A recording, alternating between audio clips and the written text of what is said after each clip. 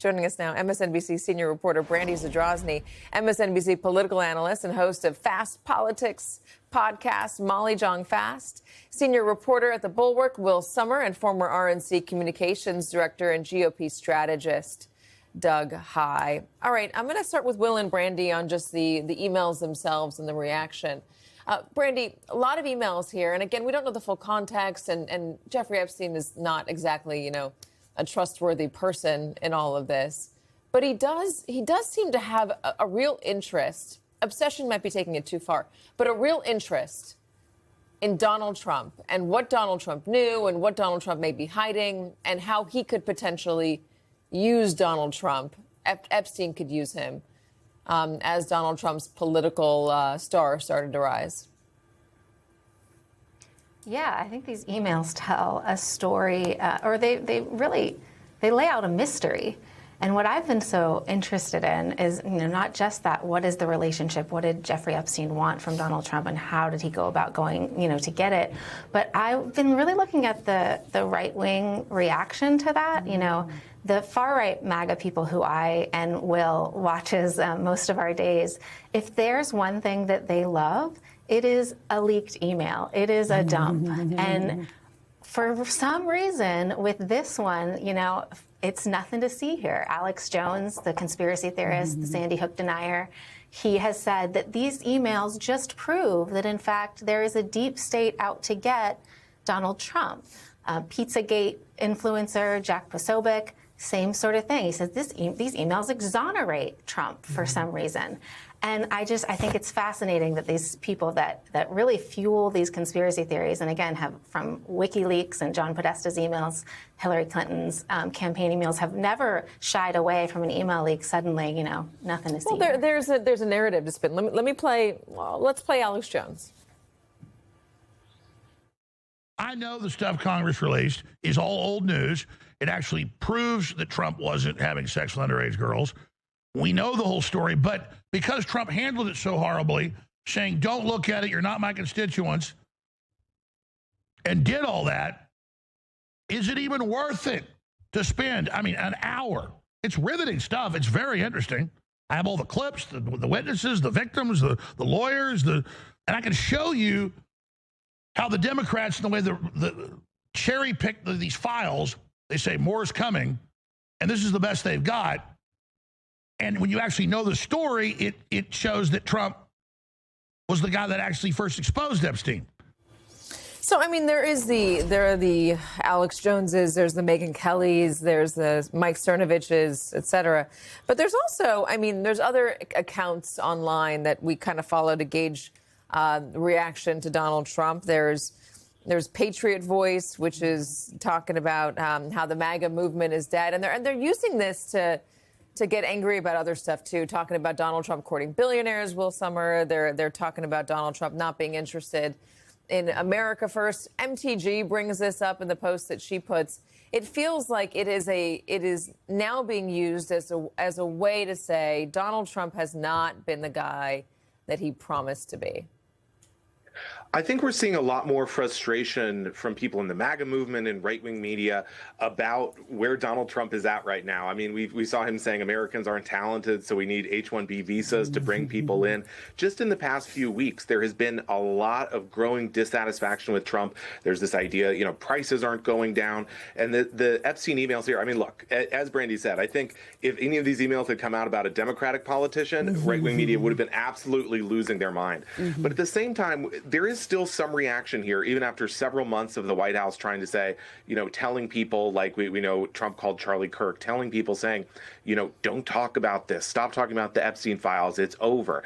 And there's still that kind of rumbling. And as you said, I think this is getting folded into this broader idea that Trump has become too close with the tech billionaires, with the mega wealthy, and abandoned sort of the idea of populist MAGA movement.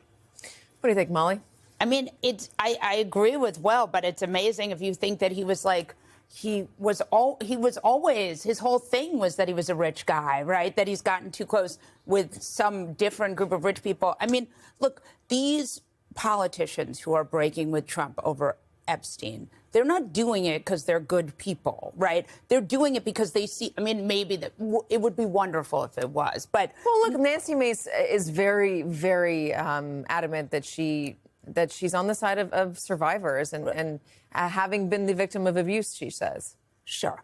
But they're also politicians, right? So, but they are seeing political opportunity here. They see this is what cracks in the MAGA political opportunity for movement. Mace, who's running for governor? She's going to need his endorsement. Well, I cannot necessarily speak to Mace, but certainly with MTG, certainly with Lauren Boebert, certainly they are seeing cracks in the MAGA movement. And that is why I don't think that anyone here is moving out of their own belief in the importance of, and I say this as someone who wishes that they were, but I do think they're seeing, this is what cracks in a movement look like. Are people going, well, what about this? Because remember, all of these people for so long were like anything he did where they were like, well, we can forgive it because of MAGA. And now all of a sudden they're like, well, what about this? And I do think that's meaningful.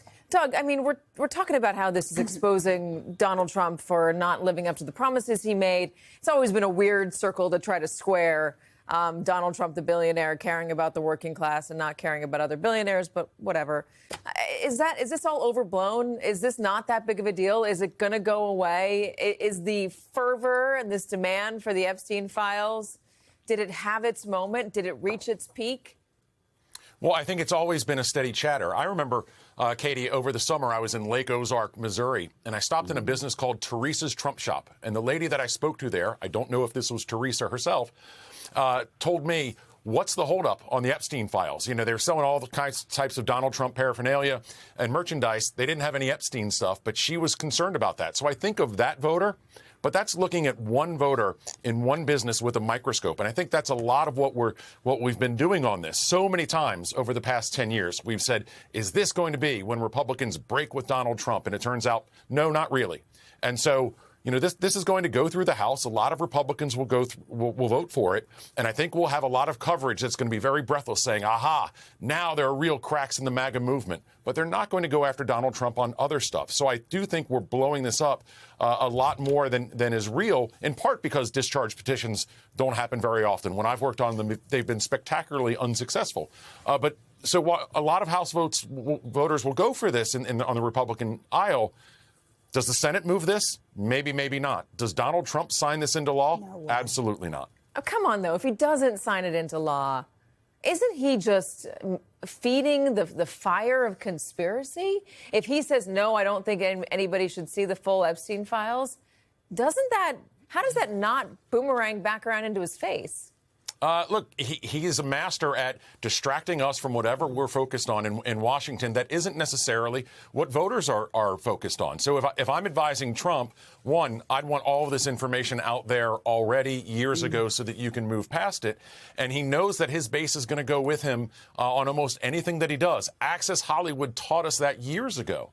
And then Donald Trump will do what he always does. He's a matador. He waves a red cape and we all follow it. My God, we're outraged that he threw a Halloween party. My God, the East Wing of the Capitol, or of the White House. But if you go 30 miles outside of Washington, D.C., people are saying, my God, that sandwich that I bought today was too expensive. And that's the conversation Trump and Republicans should and want to have with voters. That is a more dangerous conversation. Yeah, but they don't want to have it, right? Because the thing is that inflation is, I mean, some of the inflation is from the tariffs. So, and inflation, as we saw from Biden... Isn't he admitting today that he's going to lower the tariff on coffee? But you can't do that with a trade war. You can't, I mean, maybe Donald Trump can, and God bless him if he can, but, you know, historically, normal calculus says you go into a trade war, you don't end until the war is over. So I don't know how you do that. But I do think, I'll be curious to see, because inflation is a very hard solve, and we saw Biden world struggle with this, too. I will leave it here. Free Press says that if you see 100+ votes breaking against Donald Trump in the House, they call it a humiliation for the president if suddenly a bunch of Republicans say, no, we want to see these Epstein files, despite the fact that Donald Trump is saying, no, don't vote.